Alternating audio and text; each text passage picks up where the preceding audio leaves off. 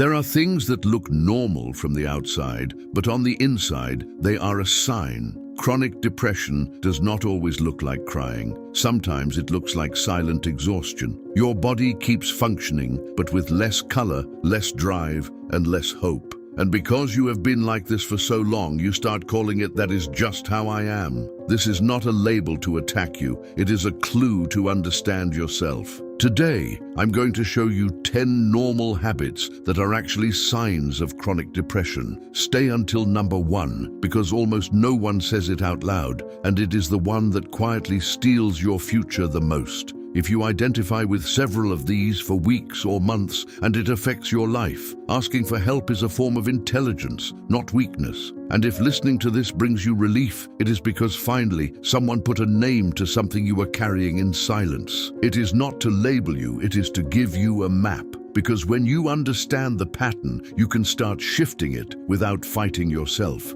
Let's start with number 10. There are days when life loses its flavor. It is not that you no longer like food. It is that your brain no longer registers pleasure. You eat, you get full, but the flavor does not trigger anything. Before, you used to add ketchup, mustard, and all the toppings. Now, you just do not care. You eat merely to survive, not for pleasure. This has a name, Anhedonia. In a clinical setting, it means the loss or decrease in the capacity to feel pleasure. It is as if your reward system turned down the volume. What used to turn you on today feels flat. And it does not only happen with food, it also shows in your desire. Less desire for intimacy, less spark, less interest. It is not that you do not love your partner or that you are cold. It is that your body stopped seeking reward. And since it is embarrassing, you hide it by saying, "I'm just tired." And when pleasure turns off, the basics start to feel heavy. If this lasts for weeks and is affecting you, talking about it with a professional is not overreacting. It is taking care of your mind.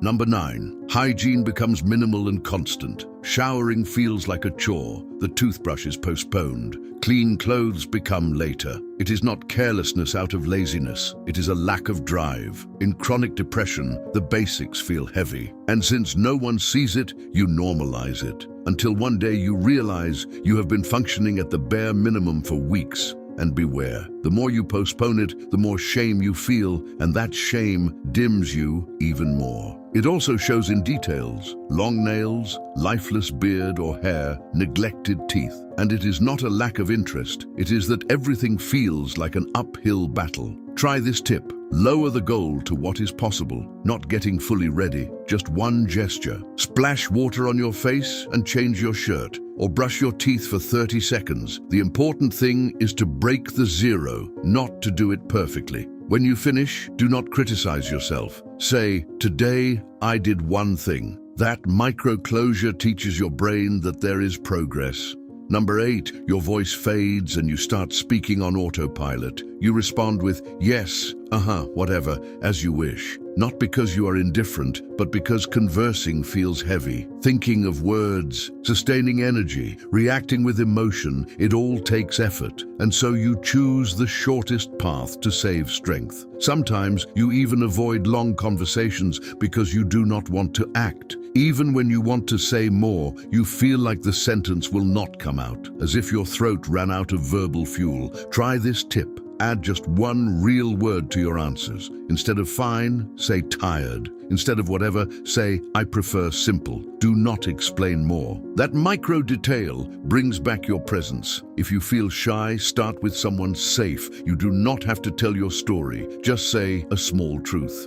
Number 7, your body moves without drive. You walk slowly, have a slouched posture, and anything physical feels like climbing a mountain. It is not a lack of discipline. It is that the energy just does not arrive. Chronic depression also lives in the muscles. It makes you feel heavy even on quiet days. And when you feel heavy, you judge yourself. And by judging yourself, you drain yourself more. Try this tip. Do not look for motivation. Look for minimal movement. 2 minutes of walking in your house or outside with no goal. Just move until your body registers, "I can start." Then you stop. That is key. Stopping in time so the brain does not associate it with punishment. Small and repeated wins. Number 6, life maintenance piles up on you. Restocking shampoo, buying some simple food, replying to paperwork, paying a small bill. It is not laziness, it is silent saturation. The depressed mind avoids tasks that do not give an immediate reward, and suddenly the small things become a mountain. And as it piles up, you feel behind, and it gives you guilt. It becomes an invisible list. The trash, the fridge, the bed sheets, the laundry, the folder of pending tasks. Nothing is huge on its own, but all together it crushes you. Try this tip.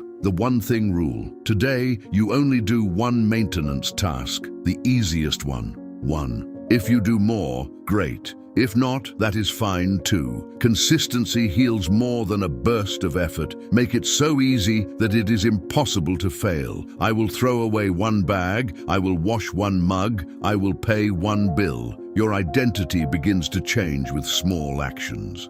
Number 5, you keep your house in the dark, curtains closed, low light, and if there is sun, you avoid it. Not because you like the dark, but because light demands energy from you, to see yourself, to move, to exist. The dimness feels like rest, like hiding from the world for a while, but when it becomes a habit, your mood also dims. Over time, the mind associates brightness with exposure, and exposure with exhaustion. Sometimes you even turn on a tiny lamp instead of the main light, as if the bright light were too much. And when someone opens the window, your first impulse is to close it, not for pleasure, but for protection. Try this tip. Do not change your whole house. Open just one curtain for 5 minutes a day. Just one. If you can, stay near that light while you drink water or just breathe normally. It is not about being positive, it is about giving your body a simple signal of daytime. If you cannot do 5 minutes today, start with 1. The goal is consistency. If it helps, set a visual reminder, a chair next to the window, so it is easy to sit down for a moment.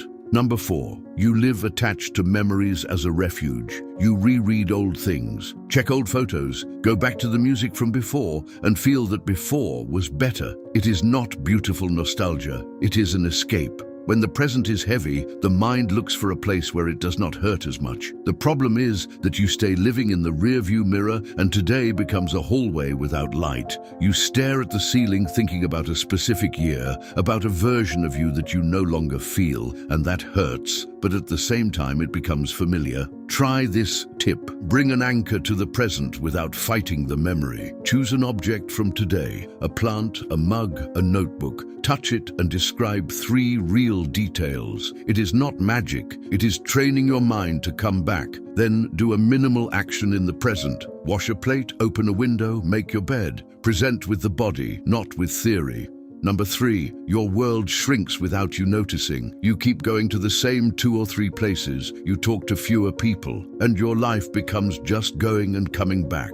Not because you hate everyone, but because your social energy became too expensive. So you reduce everything to survive. And by reducing, you also reduce opportunities, pleasure, and support. Isolation does not always feel sad. Sometimes it feels like relief, and that is why it hooks you. Try this tip. Expand your world by 1 inch. 1 new place every 2 weeks, even if it is a different store, or a short greeting to someone, small but new. Your brain needs fresh experiences to remember that life moves. If it is hard, set it as a small mission. Enter, look, leave. No obligation to socialize. Number 2, you lose your opinion and call it being easygoing. They ask you what you want and you say whatever. What do you like? And you say, I do not mind. What music? And you say anything. On the outside it looks like calmness. On the inside it is apathy. When nothing excites you, everything feels the same. And that sounds mature. But in reality, it is a fading out.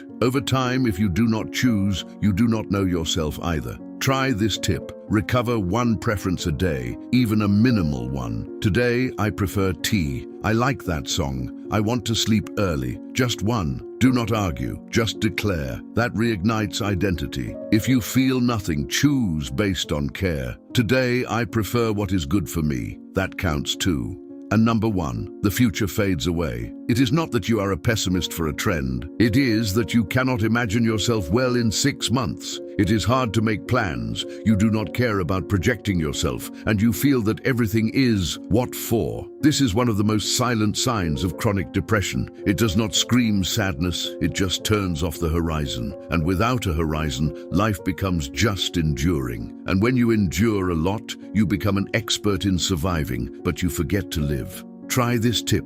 Do not plan a year. Plan a small block, 3 days. A minimal plan for tomorrow. Something concrete. Wash the sheets, walk for 10 minutes, prepare a simple meal. The future returns when the body learns to trust short steps again. And if today the only thing possible is getting up and eating something, that is already a step. How many did you identify with? Write the numbers in the comments. If you want part 2 of chronic depression with even more hidden signs, comment part 2. And if this is overwhelming you, talking to a professional or someone you trust does not make you weak. It gives you a way out. If you have thoughts of harming yourself, seek immediate help in your country. Your mind does not need more pressure, it needs direction. And yes, asking for help is also bravery, truly.